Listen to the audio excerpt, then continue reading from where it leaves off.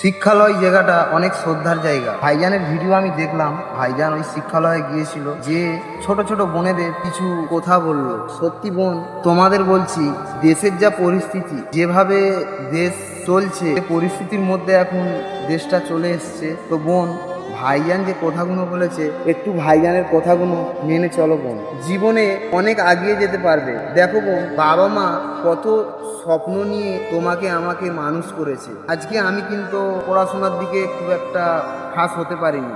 আজকে আমি আমার জীবনটা এই ট্রাক লাইফের মধ্যে কাটাচ্ছি, আমি ড্রাইভিং করি। তো আমার ভিডিওগুলো দেখলে তোমরা বুঝতে পারবে যে আমি কী লেভেলের ভিডিও বানাই। আমি মানুষ জীবনের কথাকে তুলে ধরি, আমার যখন যেটা মাইন্ডের মধ্যে আসে সেই কথাটা আমি তুলে ধরি। তো বোন, তোমাদের বলছি বোন, ভাইজান যে কথাগুলো বলেছে, কথাগুলো একটু মেনে চলো বোন।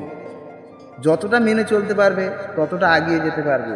আর একটা জিনিস, মা বাপ ছোট থেকে কত কষ্ট করে মানুষ করেছে সেটা মা বাপ জানে। আমরা বড় হয়েছি, আমরা কি জানবো?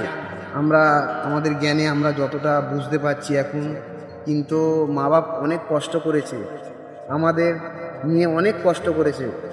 তো বোন, ভাইজান যে কথাগুলো বলেছে, কথাগুলো মেনে চলো। আর সবচেয়ে বড় জিনিস হলো, দেখো 2 মাস 3 মাসের যে রিলেশানটা, সেই রিলেশানটাকে দূর থেকে দেখো, সেইভাবে দেখো।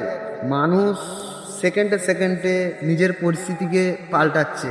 ভালোবাসা অবশ্যই সবার মনে মনে আছে, কিন্তু এই ভালোবাসার মধ্যে আবার অনেক খারাপ কিছুও আছে।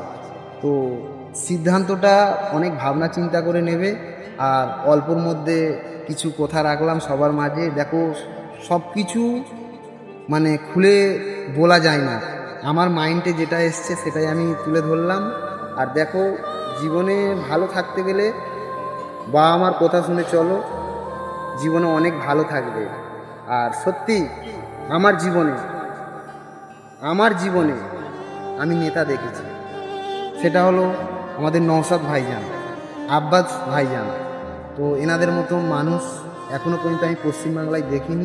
ইনশাআল্লাহ এনাদের কথাবার্তায়, এনাদের চলাফেরায় অনেক মানুষের চেঞ্জ হচ্ছে।